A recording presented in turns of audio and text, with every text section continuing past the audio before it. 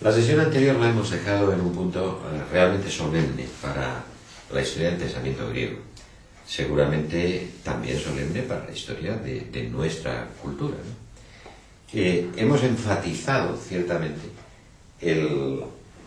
la tendencia a señalar dentro de la herencia parmenidia que el responsable de la identidad entre pensar y ser es el ser. Y por lo tanto esto provoca el gesto ontológico, ¿no? La deriva ontológica de la filosofía. Esta deriva, como acabamos de ver, es variada, puede ser pensada desde el punto de vista cualitativo, desde el punto de vista cuantitativo, ¿no? Pero siempre tiene un signo de identidad propio, que es el hecho de que se atribuya el nous al ser o no, y esto es lo que distingue a Anaxágoras de los democríteos, ¿no?, de los atomistas. En cualquier caso, el elemento de identificación de la propuesta parmenidia, que finalmente es la propuesta de la filosofía, es la responsabilidad del ser, ¿no? Es la prioridad del ser.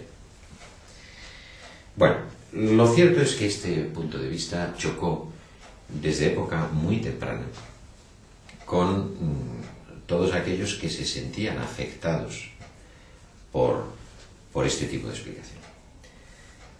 Desde luego, sin duda ninguna, las gentes que, digamos, llevaban, que apostaban por la legitimación religiosa y que crearon la democracia, crearon las instituciones atenienses, y que seguramente por eso no pudieron soportar a Anaxágoras y, bueno, terminaron condenándolo.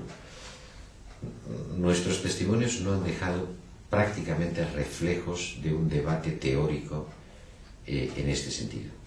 Es decir, la religión en Grecia es tan segura de sí, de su constitutividad en el ámbito de la construcción de la ciudad, ¿no?, que no necesita proponer elementos polémicos para defender su propio territorio. Su propio territorio es el territorio poético, y toda la educación, incluso en la época de Pericles, incluso más cuando se radicaliza la democracia en Atenas en los últimos años de la guerra del Peloponeso, los sucesores de Pericles, ¿no?, siguen manteniendo, digamos, la legitimación de las instituciones democráticas, y por tanto pues debaten, digamos, sobre la base de no proponer discursos, sino de proponer soluciones, ¿no? De hecho, pues Atenas pierde la guerra por un golpe de Estado, ¿no? No la pierde en los campos de batalla, la pierde sencillamente por un colapso de sus propias instituciones, colapso que tiene que ver con, digamos, los elementos religiosos de la democracia, que llegan a un pacto con los espartanos, que les abren las puertas. Los espartanos cometen el error entonces de proponer una administración completamente vinculada a los elementos más nobiliarios, que es el régimen de los 30 tiranos, pero esto es tan insoportable para la vida ateniense que al final pues incluso llegan a un acuerdo y dan un golpe de Estado consentido. El golpe de Trasíbulo es un golpe de Estado consentido. Esto es importante comprenderlo, ¿no? Que los espartanos quieren irse de allí, están muy cansados de estar fuera de su territorio, y además, pues, por otra parte, tienen muchos problemas en su propia casa, de manera que aceptan la transferencia de poder del régimen nobiliario al régimen democrático, siempre y cuando el régimen democrático sea el régimen religioso, es decir, el de la restauración de las tradiciones de la religión tutelar, ¿no?, y por lo tanto, políticamente hablando, de la democracia censitaria. Es un triste declinar para Atenas, pero es el que es, no hay que darle muchas vueltas, ¿no?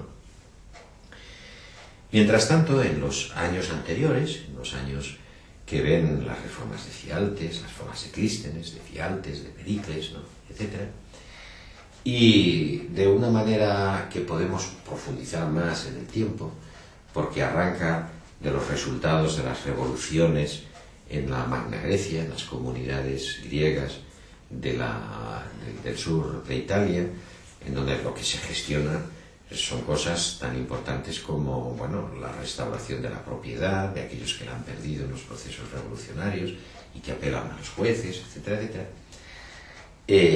En ese periodo que hemos reflejado, que es el periodo de la, digamos, post-Parmenidio y que ocupa pues todo el último tercio del siglo V y buena parte del siglo IV, ¿no?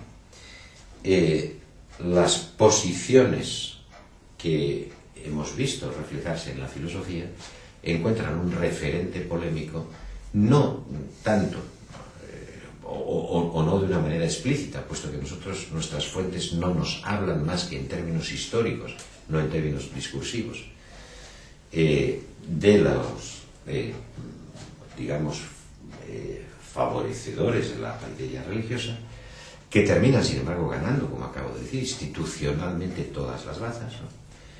Sino más bien de un movimiento distinto, de un movimiento que choca con la filosofía, hace explícito ese choque y propone una solución distinta, un modelo diferente para la paideia civil. Esto es lo que se llama la sofística. Y bueno, es importante comprender que la sofística va a luchar contra la posición ontológica a la que me he referido. Por tanto, hay que organizar bien el debate.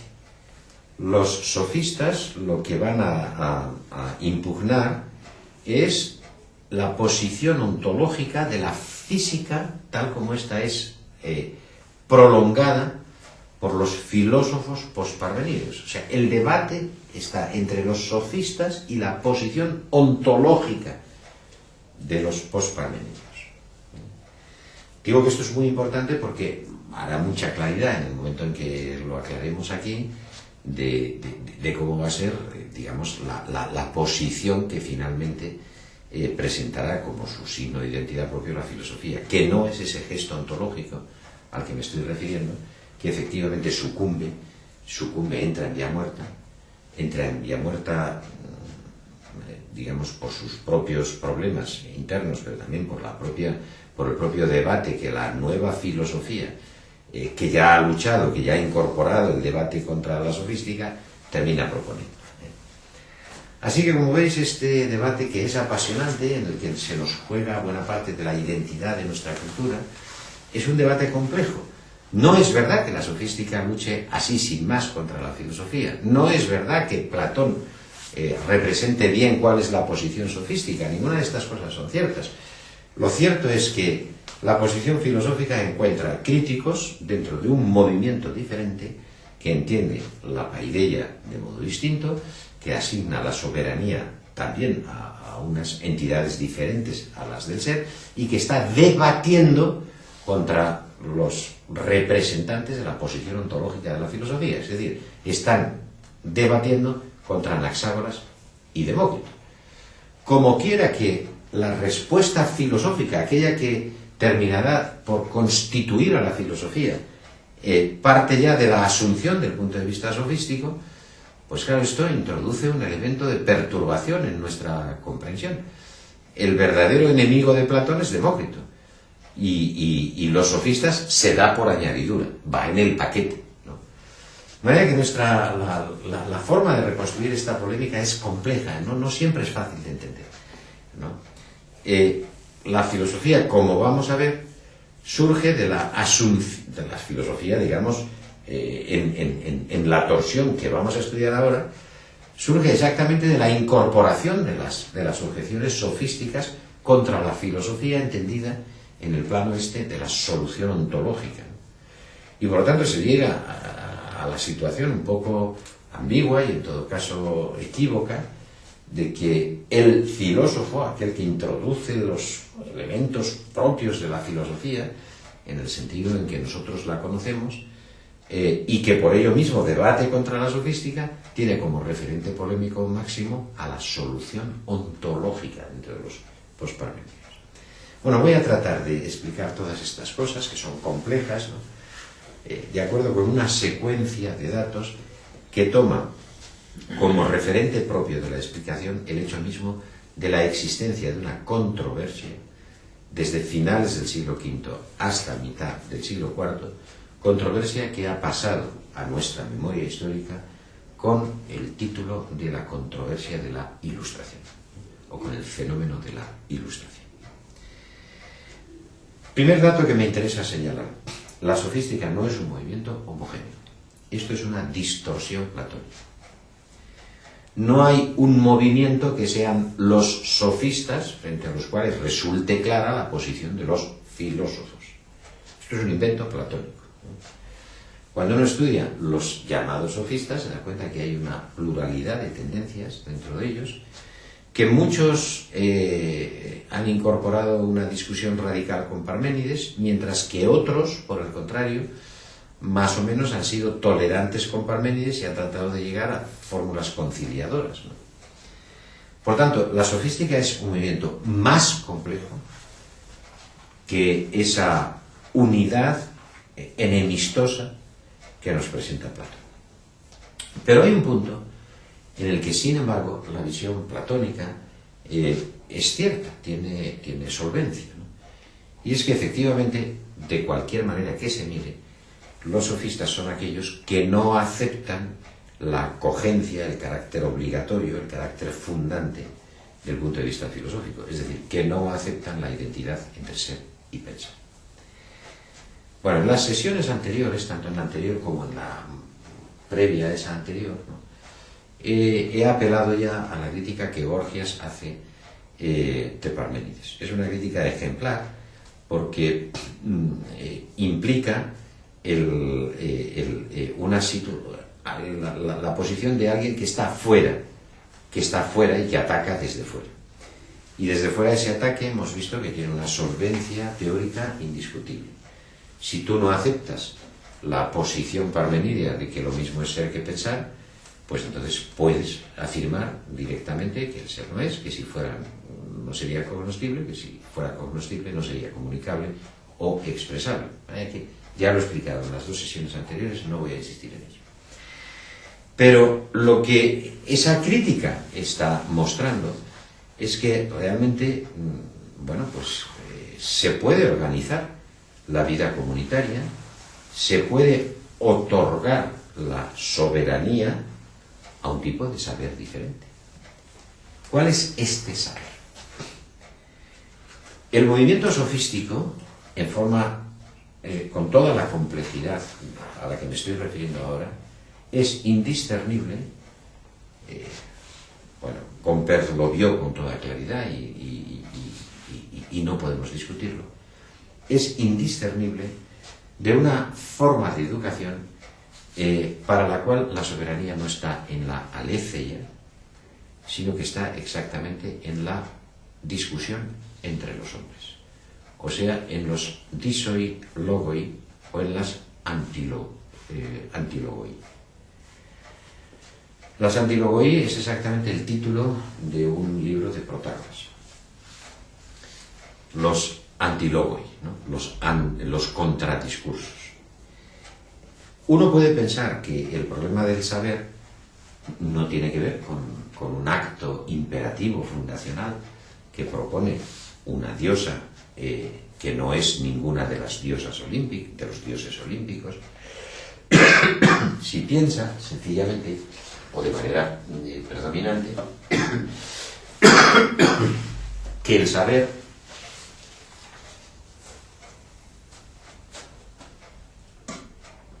es un ajuste de cuentas entre los hombres.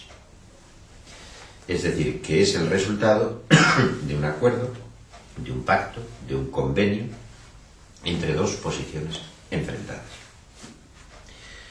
Lo que me interesa que comprendáis en este punto de vista es este hecho. Aquí el logos ya no pertenece a alguien que no sea los hombres mismos. Y precisamente porque el logos pertenece a los hombres, porque el discurso se hace material humano, precisamente por eso no se puede ni siquiera hablar de unidad de logos. Hay tantos logoi como hombres. La soberanía es compartida. No pertenece en propio a nadie en particular, sino que está repartido entre todos los individuos de una sociedad, ¿no? Bueno, este es el punto de vista que inaugura la sofística. Y claro, la sofística ha tenido en su contra la visión trascendente desde el punto de vista histórico de Platón, como aquellos señores que enseñaban una técnica de persuasión inadecuada, que además cobraban por ello y que por lo tanto eran inmorales. Pero nada de esto es cierto, todo esto es absurdo, ¿no? Históricamente es insostenible. La verdad es muy diferente. La verdad es que en Protágoras y en Gorgias encontramos más bien una impugnación de los planteamientos filosóficos sobre la base de la posibilidad de organizar la educación social y, por tanto, el tipo de organismo político, ¿no? El tipo de organización política desde otro punto de vista. Los sofistas, de todas maneras, en su choque con esta posición de la filosofía, no producen de ninguna forma un discurso homogéneo. Bien al contrario, aun cuando todos tratan de reivindicar un concepto de soberanía del saber repartido entre los hombres, algunos son más sensibles que otros a la posición parmenidea. Y entre los sofistas hay quienes defienden el naturalismo, es decir, quienes defienden que el saber de los hombres no es incompatible con la existencia de leyes naturales, ¿no? Y por tanto, como vamos a ver ahora, defienden posiciones muy avanzadas cuya legitimación está en el punto de vista, digamos, naturalista, y quienes por el contrario defienden el convencionalismo más estricto, o lo que es aún más notorio o notable, el derecho del más fuerte a gobernar sobre los más débiles, etc. O sea, quiero decir, el mundo de la sofística es un mundo muy complejo. Pero la unidad de ese mundo complejo está en una negación y una afirmación. La negación es que la verdad tenga soberanía sobre el saber. Y la afirmación, por tanto, es que el saber no tiene que ver con la verdad. El saber tiene que ver con lo eikos, con la probabilidad. Como nosotros somos herederos de muchas fuentes, pero también de la matemática de finales del XVI y principios del XVII, cuando hablamos de probabilidad entendemos un término matemático. Sin embargo, en Grecia la probabilidad era un término completamente lingüístico, ¿no? Ya no con la matemática, sino con el estado de opinión en la que están los más, ¿no? Y ese estado de opinión es variable. Ese estado de opinión no es fijo. Por lo tanto, si nosotros no aceptamos, discutimos, polemizamos contra el hecho de que el saber pueda ser ajustado en propiedad a una atribución, y ahora da lo mismo que sea del ser o del pensar, ¿no? A una atribución, en todo caso, que no es propiedad de los hombres, siempre podemos oponer este argumento, la idea de que quien tiene la soberanía no es la verdad, sino exactamente la opinión mayoritaria, la opinión común. Esto que en griego se dice endoxa, los pareceres públicos. Bueno, pues esto es lo primero que quiero que quede claro. Si hay algo común a la sofística, que tiene muchas diferencias, como ahora voy a señalar, es esto, la reivindicación de lo público. Frente a la idea de una soberanía secuestrada por la verdad, en el sentido más noble de la palabra incluso, es decir, sin pensar en modo alguno en nada que pueda ser denigratorio, ¿no? Sin embargo, lo que está claro es que en ese proceso en el que la soberanía queda asignada a una entidad que no son los hombres, por ello mismo deja de ser propiedad de los hombres. Y lo que importa comprender es que el gesto sofístico es exactamente de decir la soberanía está en los hombres. Y como los hombres tienen opiniones diferentes, pues entonces tendrá que ser en el acuerdo, en la convención de las opiniones de los hombres. Y como no es posible pensar que todos los hombres van a estar de acuerdo en ese proceso deliberativo, pues entonces en la opinión de los más. Esto es lo que son los endoxa, la opinión pública. O sea, los pareceres que conforman, digamos, el discurso público predominante o determinante en cada caso. Nótese que hablar en favor de lo público no quiere decir hablar en favor de una opinión que, por ser común, es indiscutible, sino al revés. La opinión, por ser pública, es aquello que es objeto del debate ciudadano y, por lo tanto, que es esencialmente algo variable, algo que puede cambiar, algo que de hecho cambia, algo para lo que la praxis del saber consiste precisamente en su misma impugnación, en su continua impugnación. Y esto da idea exactamente de lo que quiere decir la sofística. La sofística es un movimiento que, al margen de sus diferencias internas, a las que, insisto, voy a referirme ahora, indican siempre en todos sus representantes la noción de que no hay una apropiación del saber. Esto es una idea central, pero la segunda es más importante, y que porque no hay esta apropiación del saber, el saber es un asunto variable. El saber es un asunto que cambia de acuerdo con estados de opinión, que sólo pueden ser reflejados con el carácter análogo a la verdad, es decir, con el carácter de su mayor probabilidad, cuando se convierten en estados comunes de opinión, en opinión pública. Bueno, si esto es así, lo que la sofística está señalando desde el principio es una impugnación completa del gesto de la identidad parmenidia. Y por eso es tan importante la crítica de Gorgias. No se puede hablar de identidad entre ser y pensar sencillamente porque el mundo es autónomo respecto de uno de sus polos, y este polo es el pensar. O sea, lo que la crítica de Gorgias dice no es tanto no hay identidad entre ser y pensar. Lo que finalmente dice es hay solo el territorio del pensar. Y como el pensar es variable, como el pensar es, desde el punto de vista de las comunidades, distinto en cada individuo, entonces tenemos que ajustar cuentas con el pensar y desentendernos por completo del ser.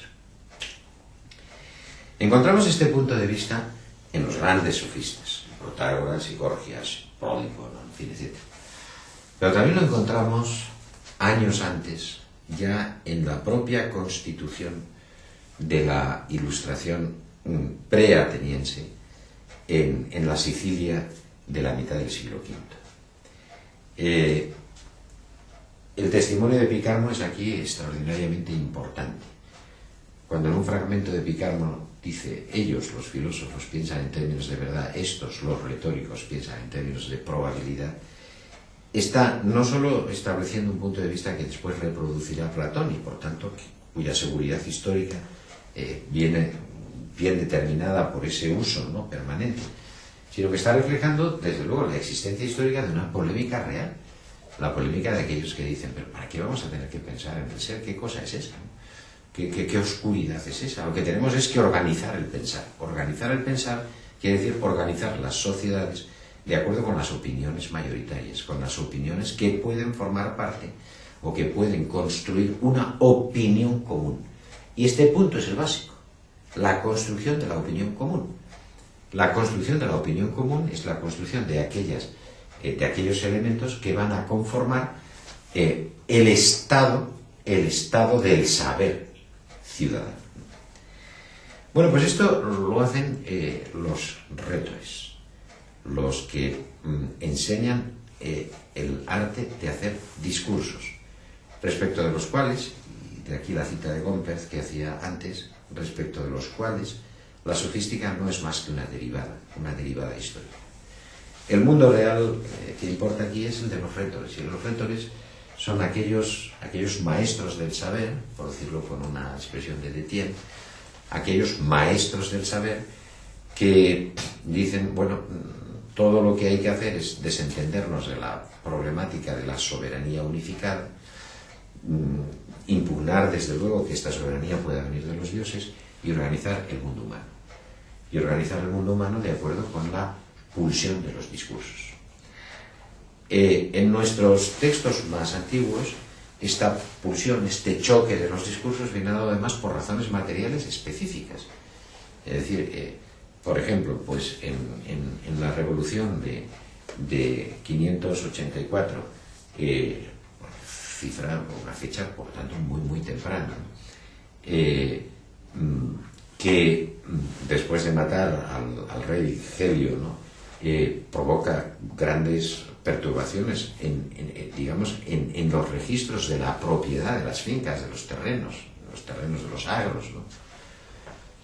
Pues entonces, bueno, uno puede afrontar esta situación para estabilizar la paz social de varias maneras, o aceptando las ocupaciones ilegales, o por el contrario, admitiendo que se pueda impugnar en los tribunales esas ocupaciones mismas, ¿no?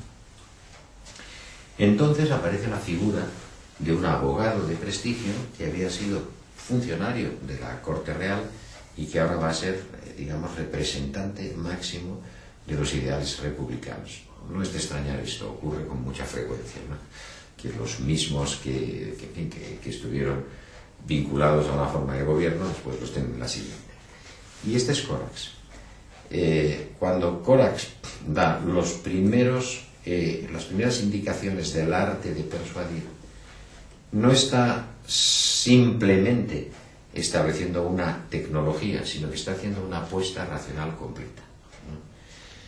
Y de hecho esa apuesta racional completa la vemos en su inmediato discípulo Tisias, que es el primer autor del que se tiene noticia de que escribió un De Arte Retórica con carácter general. Es decir, el conjunto de tropos y de mecanismos, ¿no? Para convencer y, lo más importante, para generar opinión pública a partir de esos estados de persuasión. Bueno, pues es en este escenario donde se debe situar el texto de Picarmo al que acabo de referirme, que nos muestra la existencia de una polémica real, ¿no? Y esa polémica, por la propia situación de Picarmo, sabemos que tuvo lugar entre Parménides y los retóricos, o sea, entre Corax y Tisias, ¿no? Bueno, que Parménides no solo se peleó con los pitagóricos, sino también con los retóricos. Bueno, esto es, digamos, forma parte de nuestro conocimiento histórico elemental para lo que ahora trato de decir. Pero cuando uno propone la idea de que el saber no corresponde en propio a ninguna entidad fuera de los hombres mismos, está con ello señalando que el saber es plural, ciertamente. Es decir, que debe ser objeto de una compensación basada en la discusión libre, en la argumentación de las diferentes partes. Esto es evidente, ¿no? Es evidente y es lo que distingue a la retórica y después a la sofística de la filosofía. Esta parte es tan evidente que además es la que ha registrado la historia de manera, digamos, más elemental, ¿no? La crítica de Platón a la sofística es que cuando lo que se trata es de crear estados de opinión, entonces para lograrlo se tienen que introducir elementos que compulsan el deseo del auditorio, de manera que el orador se presta de una parte a hacerse eco del deseo del auditorio y queda prisionero de.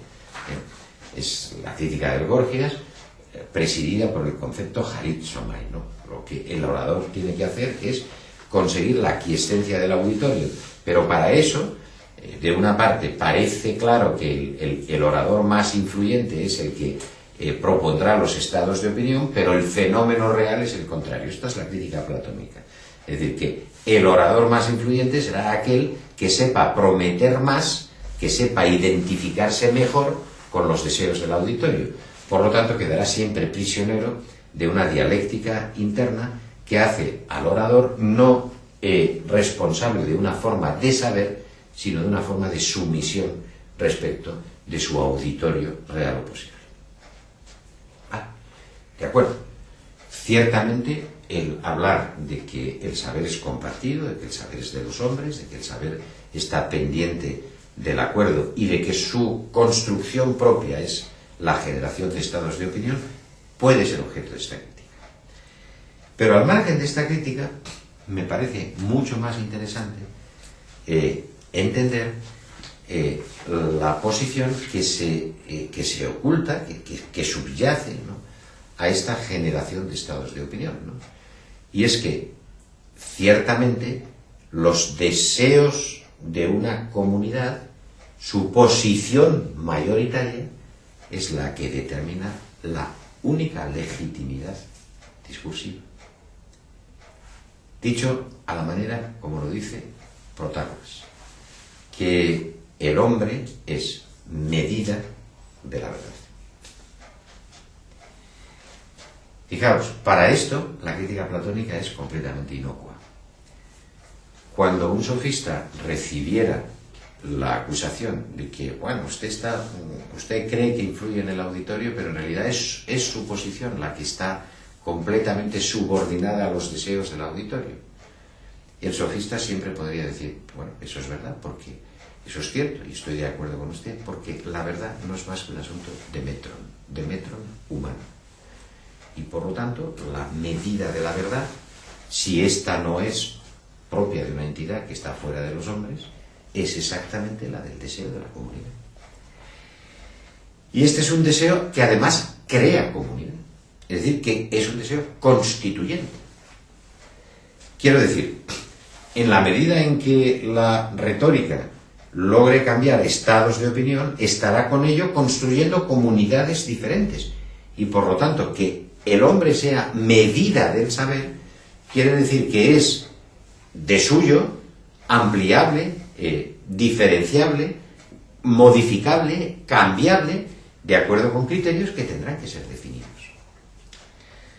En el contexto de esta discusión, ¿no?, la sofística como movimiento histórico arrebata pues la soberanía a la verdad, pero no para producir sin más, como es la crítica platónica, que es falsa y mentirosa, un relativismo, sino precisamente para establecer el hecho primario y primordial, constituyente de la comunidad humana, de la comunidad organizada, como verdadero depositario del saber.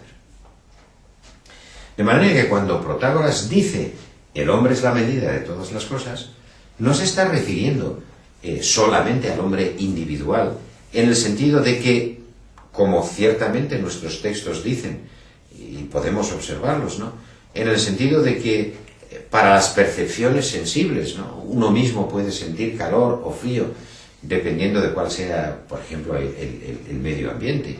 Si el medio ambiente es muy caliente y uno mete la mano en el agua, entonces la observa fría. Si el medio ambiente es muy frío, entonces mete la mano en el agua y la observa cálida. Esto es verdad. Es decir, el hombre es medida en el sentido de las percepciones sensibles, en el sentido del reconocimiento de la diferencia de los fenómenos, y no tenemos por qué, piensan los sofistas, irritarnos demasiado o preocuparnos demasiado por quién pone la generalidad y quién pone la diferencia, etcétera, etcétera, porque el hombre es quien pone todos estos asuntos. Pero digamos que este es el elemento más trivial del argumento.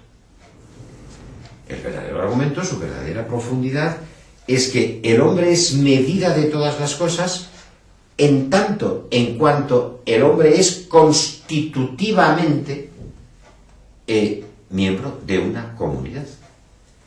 Y por lo tanto son los estados de opinión de una comunidad y su capacidad para ser variados o cambiados lo que forma el predominio del ámbito específico del saber. En este sentido, el movimiento sofístico se divide en varias opciones, o se puede organizar en varias opciones. Está, primero de todo, aquellos que, siguiendo a Protágoras, señalan con carácter general la prioridad de ese elemento constituyente de la comunidad humana como criterio del saber. Desde el punto de vista de la discusión con Parménides, esto quiere decir no hay nada que hacer con el ser, todo lo que hay que hacer es con el pensar, y el pensar es una cosa variable. El pensar es una cosa que depende de los cambios de opinión de la comunidad. Es una cosa que se estabiliza provisionalmente cada vez que existe un estado de persuasión general que es estabilizarse provisional, quiere decir que de suyo puede ser cambiado desde dentro, es decir, que es objeto de nuevas deliberaciones y nuevos cambios, y que esto es la medida de todo el saber, de toda la realidad que podemos establecer. En este sentido, digamos, la gran aportación de la primera respuesta sofística sería señalar que el campo del conocer es distinto y está distanciado y diferenciado de nada que tenga que ver con el ser. Y esto que descubrimos en Protágoras es exactamente lo que vemos en Gorgias. Protágoras señala que el saber es objeto de los antilogoi, es decir, del enfrentamiento de discursos. Y que este enfrentamiento de discursos es capaz de crear producciones del saber cuya legitimación viene dada por el hecho de que son mayoritariamente compartidos. El mayoritariamente compartidos expresa el momento de la provisionalidad.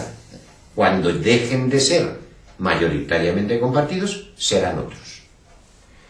Por lo tanto, el hombre es medida de todas las cosas en el sentido de que siempre hay una institución humana, una institucionalidad de las opiniones humanas que expresa cuál es el momento del saber, el momento de la organización del saber. Y el punto de vista importante para Protágoras es señalar que para esa organización tiene que haber un criterio. Ese criterio no es el del metron, que finalmente lo que dice es que más piensan así que de otra manera, sino que es el del provecho, o felimos. Cuando un estado de opinión es compartido por muchos, resulta provisionalmente estable porque hay un acuerdo en que eso es lo más conveniente. Y cuando lo que fracasa es la idea de la conveniencia, es decir, cuando muchos empiezan a pensar que es más conveniente otro estado de cosas, entonces se pasa a un estado de opinión diferente. Por lo tanto, el saber es el del acuerdo entre los hombres. Su medida propia es el destinado por ese acuerdo. Y su provisionalidad se ve en el hecho de que ese acuerdo tiene un criterio. El criterio de la conveniencia, el criterio del provecho común, comunitario. Gorgias no dice nada distinto.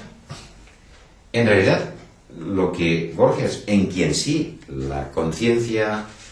Gorgias es un personaje además importante porque fue realmente el que Protágoras llevó la sabiduría a Atenas y bueno, allí generó la ilustración. Pero Gorgias también va a Atenas. Y Gorgias, cuando llega a Atenas, que ya es muy mayor, va sin embargo investido de tal prestigio que no tiene que luchar contra nadie. Es decir, impone su punto de vista, digamos, por el prestigio que ya tiene adquirido. Cuando Gorgias fue a Atenas, fue acompañado de Lisias, el discípulo de Corax. Por tanto, hay toda una continuidad histórica en estos viajes, ¿no? O en estas presencias. Bueno, lo importante aquí es que Gorgias no propone ninguna cosa nueva respecto del punto de vista de Protágoras, más que en un sentido específico. Y este es señalar, además, cuáles son las causas de que se puedan establecer esos estados de opinión comunes, que es la opinión pública, y por qué razón la intervención sobre la opinión pública, que se basa en el criterio de utilidad, en el criterio de provecho, termina siendo exitosa. Y bueno, este es un golpe maestro, porque Gorgias dice eso no tiene que ver con la verdad, sino que eso tiene que ver con el arte, con la estética. ¿Por qué cambia la opinión pública? Es decir, ¿por qué reconoce más provechoso una cosa que otra? Porque somos capaces de presentarle algo más deseable. Y el valor de deseable tiene que ver con la musicalidad, tiene que ver con el carácter estético, tiene que ver con el hecho de que resulte más bello. Esta conexión es absolutamente preciosa, bueno, aparte de muy importante, ¿no? Entre lo más provechoso y lo más bello. Es la primera vez que aparece en la historia de Grecia una posición tan marcadamente estética. Convencemos de que es necesario un cambio en la opinión pública, en el cual está incorporado todo lo que constituye el saber, que no consiste en la propiedad de nada ni de nadie, sino sencillamente en las formas de los estados públicos de opinión, ¿no? Saber que podemos cambiar esos estados de opinión públicos y llevarlos a situaciones más provechosas, no por el enfrentamiento de los logoi solamente, no sin duda, y en esto Protágoras, diría Gorgias, tiene toda la razón, porque podemos oponer argumentos más eficaces, sino porque podemos crear imaginarios más deseables. Este es el punto exacto. Y esto es lo que, claro, aterrorizará a Platón y antes que él a Sócrates. El hecho de que el mundo se mueva por imaginarios del deseo, por musicalidad de las palabras, por la aesthesis, por la estética, ¿no? Por el cultivo de la sensibilidad. Si el saber no pertenece al ser, entonces pertenece a la sensibilidad. Esta es la posición de Gorgias. Si el saber no pertenece al ser, y este, ya hemos visto, no es cognoscible, no es comunicable, no existe, esto todo es un disparate, una locura, ¿no? Entonces lo que tenemos que proponer es imaginarios más, máquinas más deseantes. Bueno, y aquí es donde surge en el interior de la propia sofística, pues una polémica que tiene muchísima importancia, ¿no? ¿El imaginario del deseo apela a entidades naturales o, por el contrario, son simplemente convencionales, ¿no? La herencia de Parménides es una herencia compleja. Los sofistas lucharon contra el gesto filosófico, esto es verdad, pero no quiere decir que no quedaran infeccionados por buena parte de los intereses que en ese gesto se tramaban. Así que una respuesta posible y además directamente relacionada, porque nuestros textos la ponen directamente en relación con la idea de que mediante mecanismos argumentales, pero también mediante mecanismos estéticos, podemos construir estados de opinión diferenciados en los que se trama el saber. La cuestión es si esos deben ser pensados siempre como convenciones o pueden ser pensados en forma de leyes naturales. Para que se vea cómo la sofística no es lo que dice Platón, es que Hipias y Pródico, los dos grandes representantes de la sofística naturalista, son enteramente gentes que proceden de una discusión con Parménides en la que buena parte del parmenideísmo queda reflejada. Porque lo que dicen es más provechoso y por lo tanto es más deseable aquello que coincide más con la naturaleza. Y en ese punto se elabora un discurso sobre el logos, sobre el discurso enunciativo, que además es prescriptivo, a favor de la igualdad de los hombres, a favor de la posibilidad de un entendimiento común, a favor de una paideia naturalizada. Y esto es sofística. En Pródico está claro. En Hipias y Antístenes, además, está radicalizado. Y lo más interesante del asunto es que está radicalizado no desde un punto de vista distinto del de Protágoras o Gorgias, sino mediante una intensificación de ese punto de vista. Lo más deseable es siempre lo que se ajusta más a la naturaleza. Aristóteles recogerá el punto de vista de Antístenes concretamente en la retórica, cuando trate de definir la felicidad. Claro que es verdad que Aristóteles, como se explicará en estas mismas clases en su día, ¿no? Presupone un discurso de reconciliación de las epistemes griegas, ¿no? ¿Cómo define Aristóteles la felicidad? De una manera que está calcada de Antístenes. El regreso sensible, un retorno sensible a un estado de naturaleza. Calcado un texto de Antístenes, ¿no? Un retorno sensible a un estado de naturaleza. Y esto es sofística.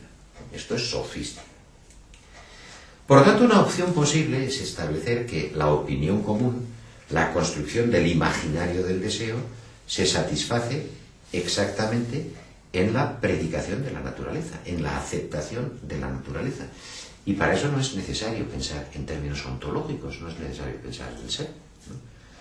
Basta con que por naturaleza entendamos aquello que todos o los más reconocen como tal.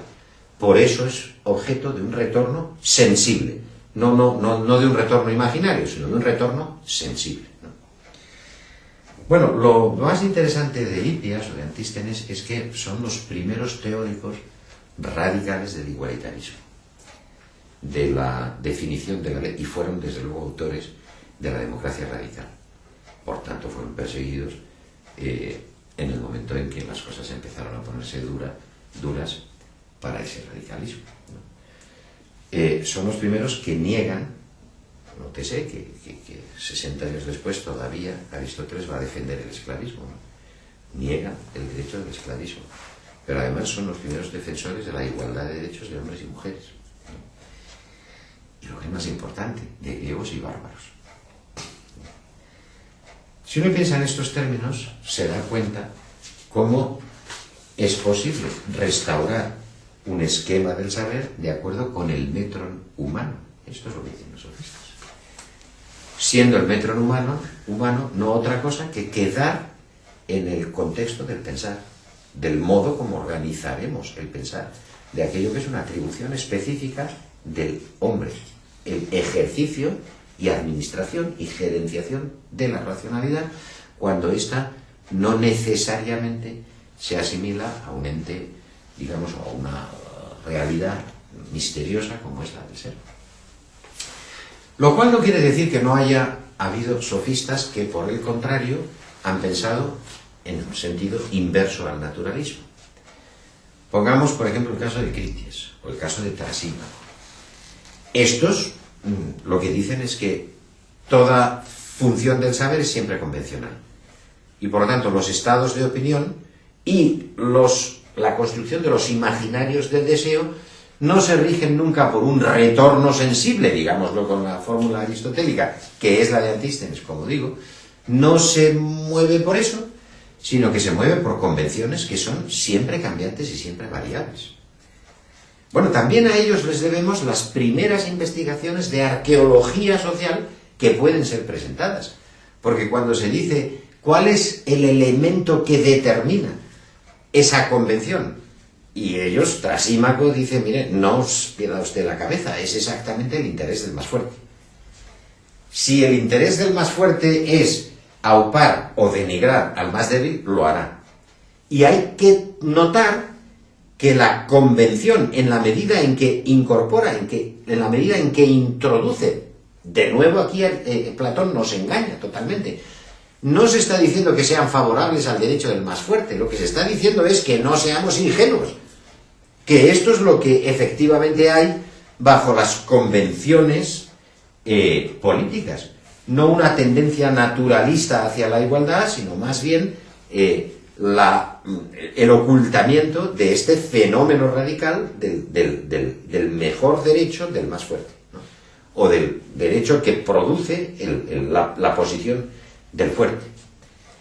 Y bueno, hasta donde llegan nuestros textos de Trasímaco, que están profundamente alterados por la tradición platónica, sobre todo de Trasímaco, vuelvo a decir, no se trataba de aceptar eso como la situación más conveniente, sino precisamente de presentar ese estado de cosas como aquel que es más susceptible de ser sometido al criterio que debe determinar la formación de la opinión pública, es decir, al criterio de provecho, al criterio de utilidad.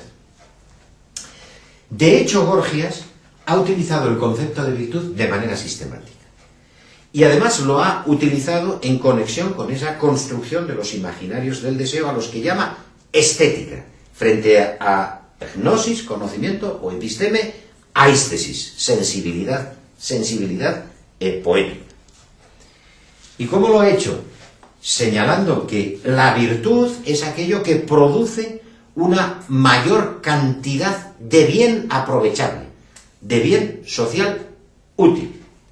O sea que la arete, la virtud, se miden íntegramente por lo que es ofélimos, por lo que es provechoso, tekoiné, para la comunidad. Bueno, este es un texto indiscutible. Y este es un texto desde el cual debemos medir las aportaciones de Trasímaco, es decir, las aportaciones de los convencionalistas, ¿no? Hay naturalistas, hay convencionalistas, hay discusión en el marco de una concepción para la que la identidad parmenidia debe ser rota, y nosotros vivimos en el mundo exclusivo de la elaboración del luz, como nuestra propiedad. La soberanía está ahora en nosotros, porque nosotros somos los sujetos del luz, ¿no? Los agentes del luz. Y por eso, pues bueno, nos organizamos como podemos, ¿no? Es verdad que la sofística, por cierto, con un gesto perfectamente paralelo y análogo al de cierta herencia parmenidea, la de Zenón y Meliso, derivó muchas veces en erística, en arte de discusión, cuando se convierte la posibilidad de construir discursos persuasivos en una procesión, es la palabra exacta que utiliza, de antilogoi, de discursos confrontados o de disoilogoi, que no tiene terminación. Bueno, la erística está perfectamente relacionada con el mundo de Parménides también. Es, digamos, frente a la discusión que hace notar las aporías del que niegue la unidad del ser y su carácter infinito y total, ¿no? En la de aquellos que, por el contrario, señalan que todo es continuamente disoluble y deconstruible, por decirlo con un término muy, muy actual, ¿no? En relación con nuestras propias creencias. La erística tiene muy mala prensa porque en el Eutidemo Platón le da un palo de campeonato, y con Platón es realmente tan brillante siempre, tan jorobadamente brillante, pues hace de la erística una cosa despreciable, pero no es despreciable en modo alguno. Es el conjunto de aquellas estrategias que, por argumentos convincentes, no necesariamente, esto es lo que molesta a Platón, no necesariamente demostrativos, sin embargo son capaces de disolver estados de opinión y generar nuevos estados de opinión. ¿Cómo? Ad infinitum. ¿Contra quién? Contra los zenonianos, es decir, contra aquellos que, utilizando los mismos recursos, pretenden señalar la identidad del ser y el pensar.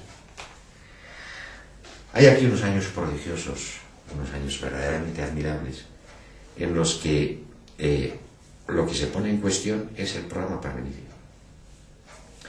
No es que eso sea el centro de las preocupaciones sofísticas, quiero que se me entienda bien. Es un daño colateral, por así decirlo.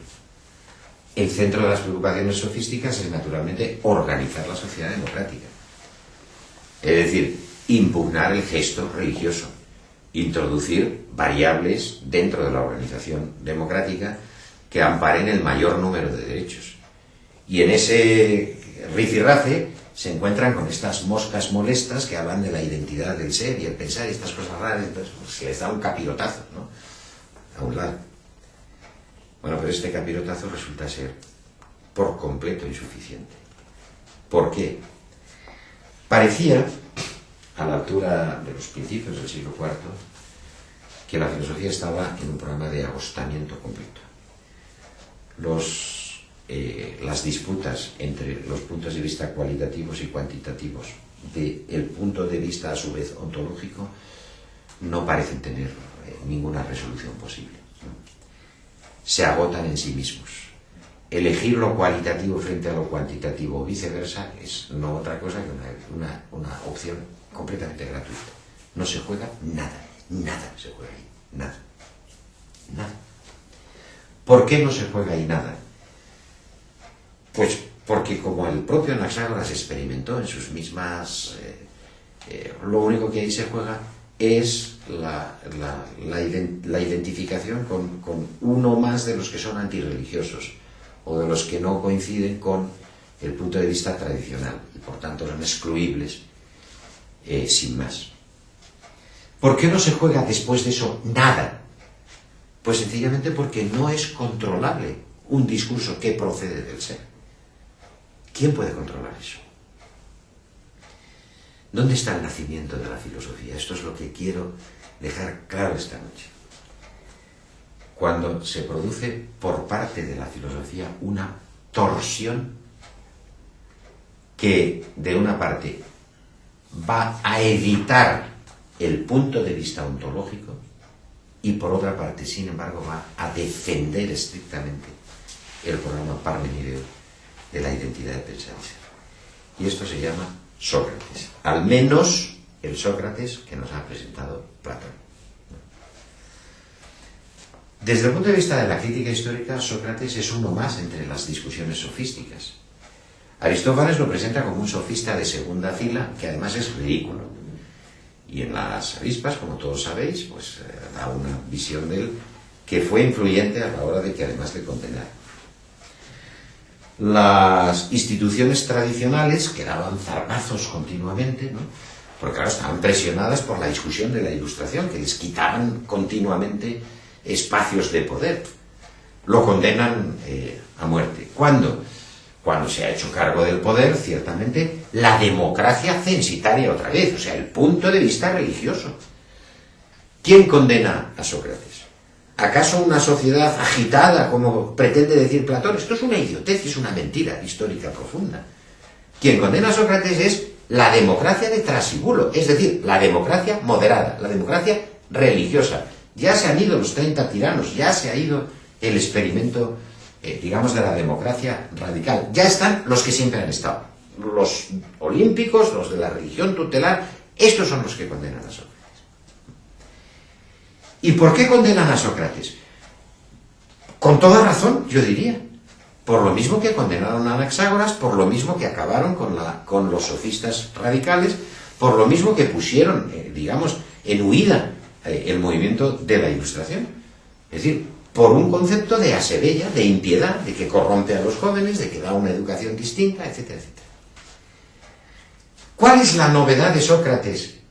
Que por un reaccionario tan cabal como es Aristófanes es presentado como un sofista ridículo y por los jueces de la democracia moderada de Trasíbulo se convierte en reo de muerte. Bueno, pues es un señor que ha dicho el gesto ontológico es inútil, es inútil. ¿Quién es Sócrates? Sócrates es discípulo del último de los físicos jonios, Diógenes de Apolonia, que es un personaje que no se le suele citar y que sin embargo a mí no solo es que me caiga muy simpático, sino que tiene un punto de vista realmente interesante. Diógenes de Apolonia es el hombre que ha dicho, bueno, todo esto es una locura, volvamos a Tales y a Anaximandro y a Anaxímenes. Es decir, volvamos al monismo, dejémonos de la historia del ser, por favor, que esto es un lío, ¿no? Es decir, es un arcaizante, un jonio arcaizante, un físico arcaizante. Un físico que quiere ponerse antes de Parménides, que está mareado, que está borracho perdido ante la sensación que le está produciendo todo este lío de la identidad entre pensar y ser. Dice, volvamos a los elementos.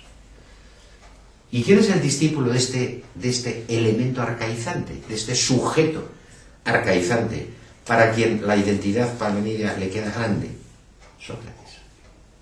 Sócrates, que durante toda la primera época de su vida cultivó la filosofía de los físicos jonios, de acuerdo más o menos con este retorno, con este regreso arcaizante de su maestro a posiciones anteriores a la identidad parmenidia, y que después, en conversaciones con los sofistas, en debate continuo con ese movimiento emergente de la Ilustración ateniense, terminó percatándose de que a los sofistas no les faltaba razón.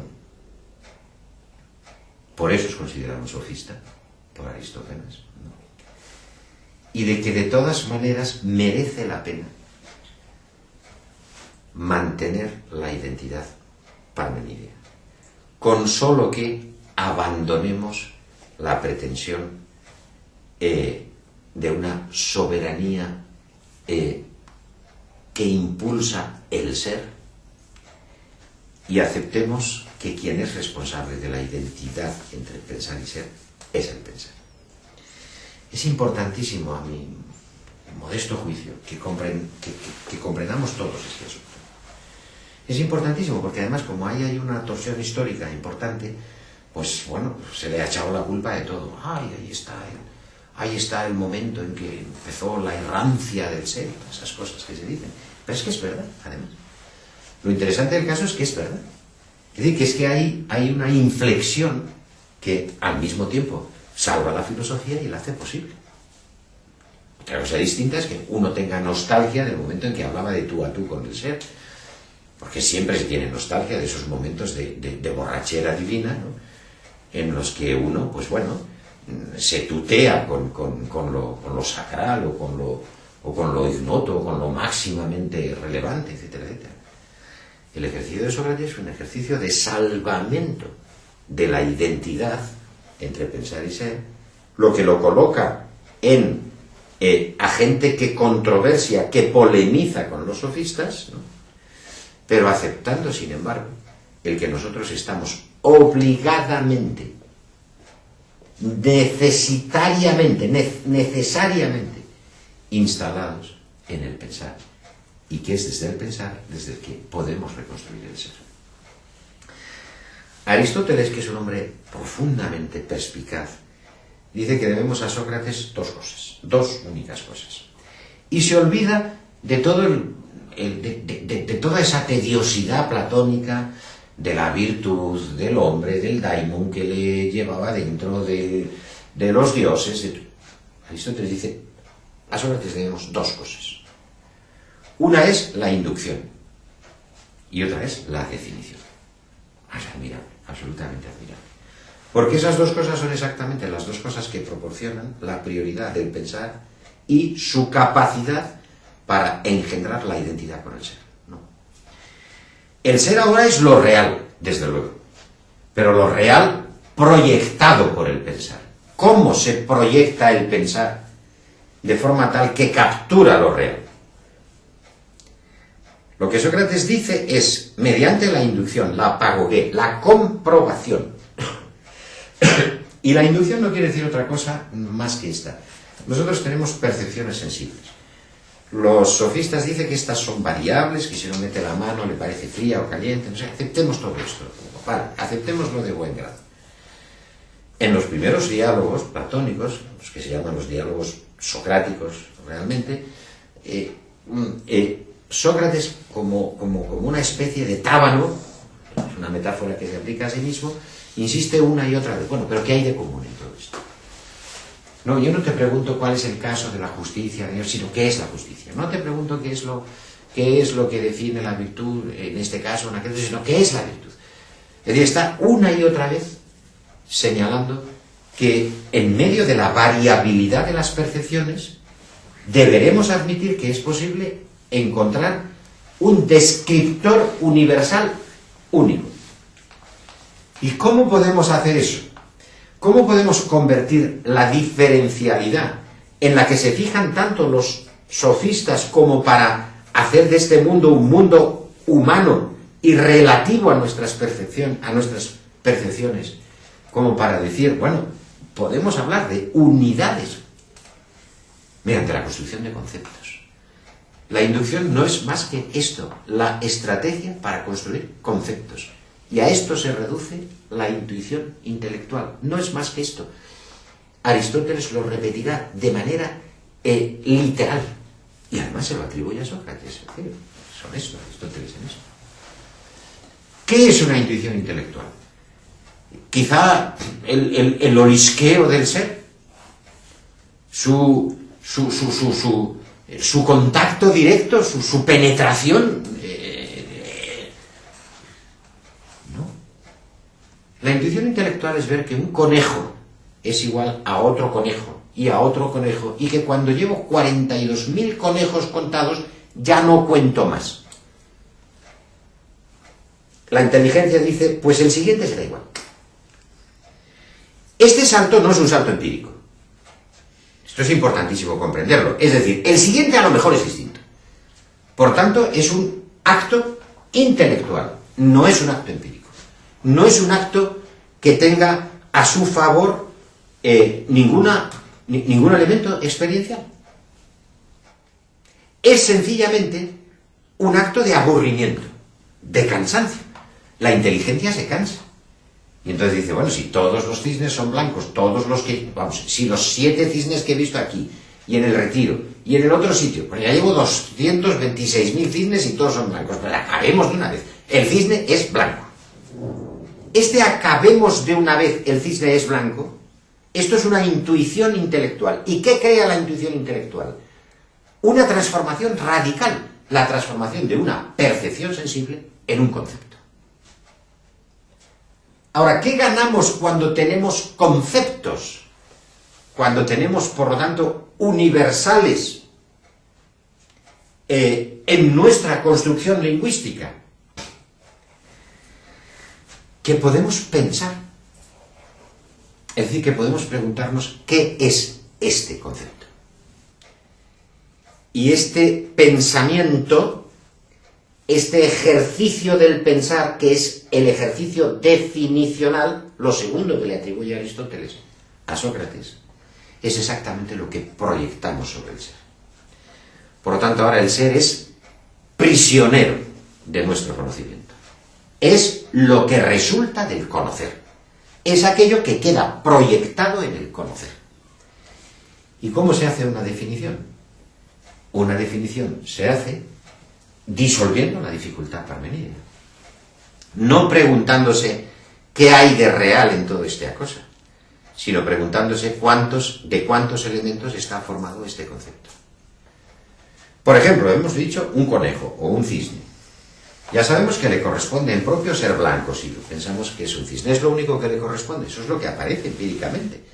En el momento en que me he cansado de contar cisnes, todos eran blancos, por lo tanto es blanco. ¿Son solamente blanco? No, cuando yo he dicho los cisnes son blancos, conceptos, resulta que, de manera impremeditada, de manera que me produce a mí mismo asombro, al decir que el cisne es blanco, estoy incorporando, pero es un animal. Pero además se reproduce por huevos. Pero además, es decir, estoy produciendo por análisis todo otro conjunto de elementos, cada uno de los cuales incorpora una intuición intelectual del mismo grado, o incorpora determinaciones que por el contrario tienen que ver con el orden lógico, de modo que yo puedo desarrollar todo concepto en atribuciones ordenadas de un conjunto de predicados. Y ese conjunto de predicados puede ser finito o infinito. Si es finito, entonces estamos seguros. Si es infinito, tendremos que discutirlo. Pero eso es exactamente lo que yo voy a proyectar sobre la realidad y diré, eso es el ser. Heidegger, con toda razón, dice, bueno, la desviación, la errancia de la filosofía es cuando se olvida el ser en favor de los entes. Tiene toda la razón. Desde luego, en lo segundo, tiene toda la razón. El ser es organizado conforme a equipamientos entitativos, a divisiones en la realidad, conceptualizaciones, definiciones. ¿Se olvida el ser? No, el ser queda capturado en esas definiciones. Por tanto, ¿qué es lo que se olvida? La idea de que hay algo anterior a esas definiciones que puede constituirlas, que puede legitimarlas. Esto desaparece a partir de Sócrates. Por lo tanto, ¿qué es lo que nos proporciona la posición de Sócrates?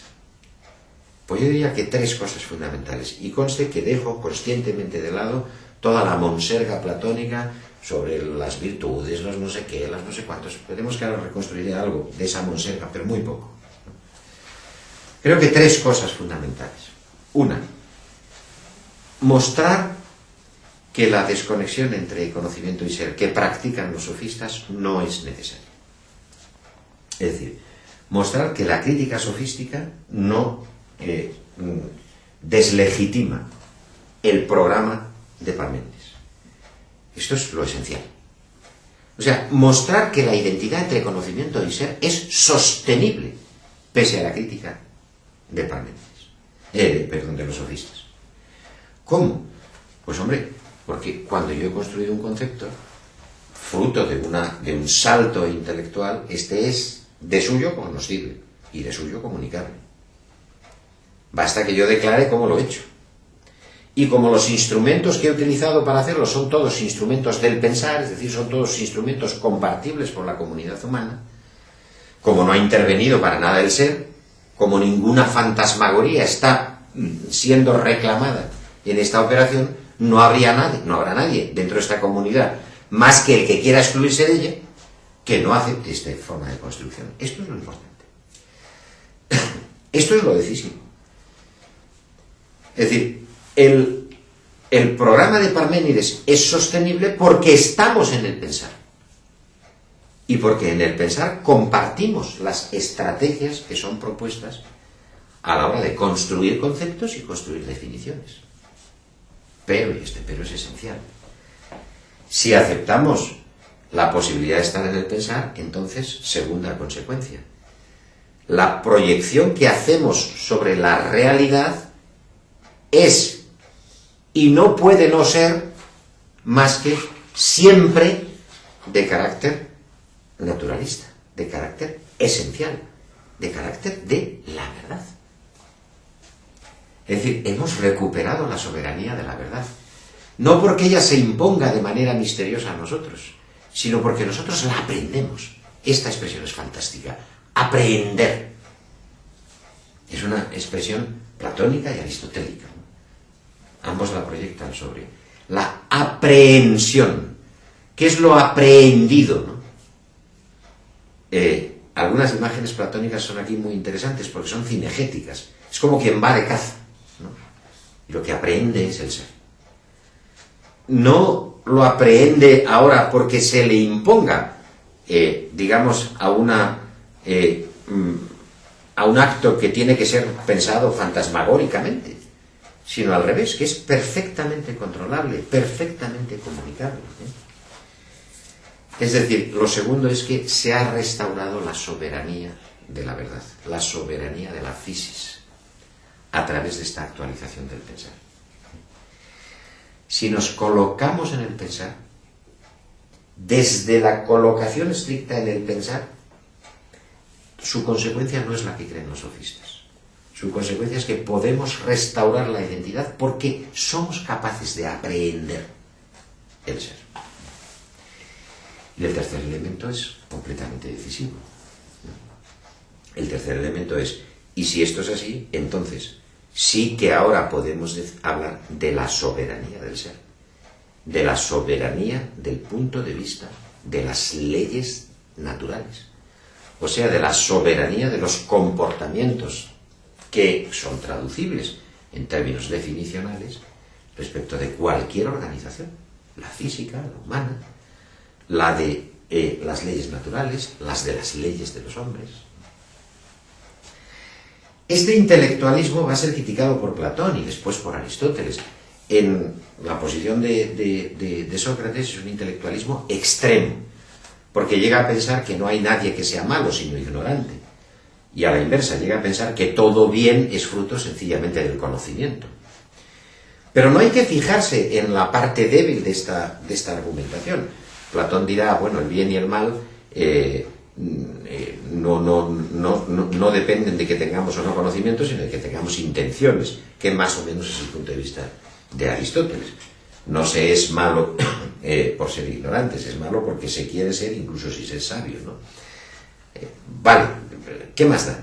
Lo que importa es comprender que mediante la construcción del conocimiento se puede instaurar, según Sócrates, y de manera proyectiva, a partir de ahora, por toda la filosofía, no ya solo el conocimiento verdadero de la naturaleza, sino la organización, asimismo verdadera, con la atribución de verdadera, de la sociedad.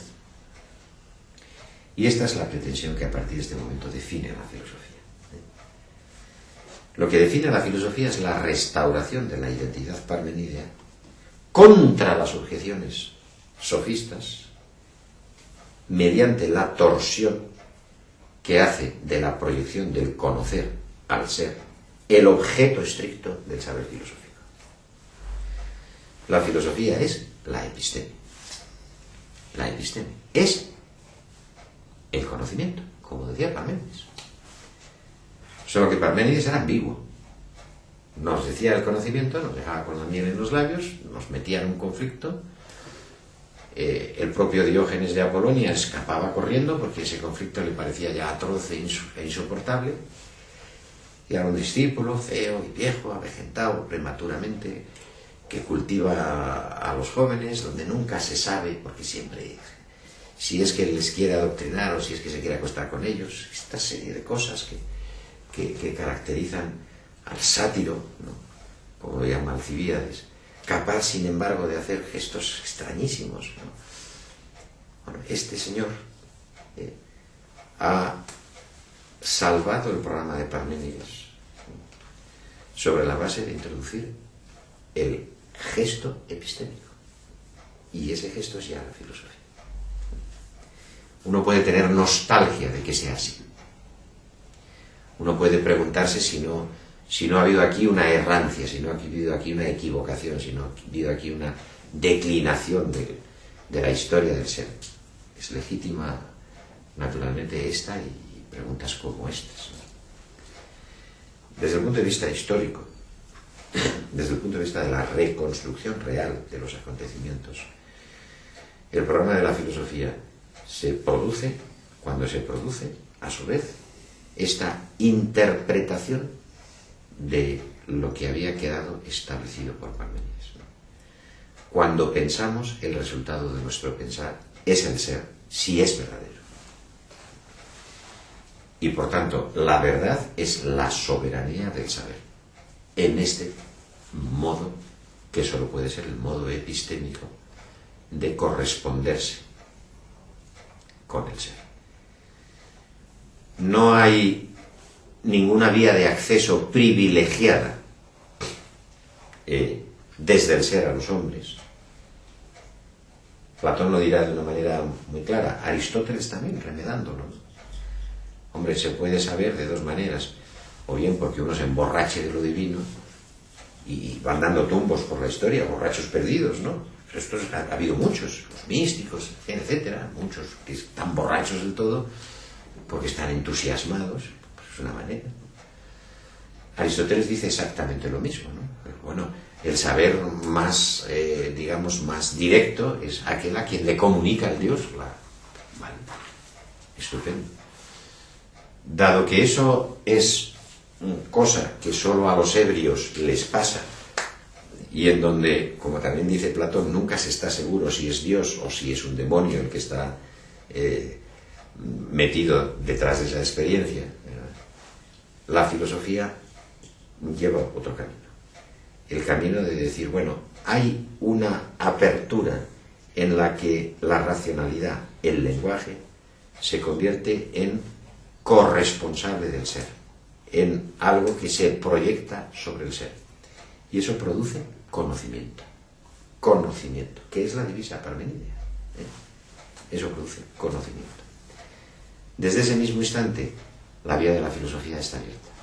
Platón es posible, la rectificación aristotélica es posible, la Edad Media se da ya de suyo, y un larguísimo etcétera, exactamente hasta nosotros.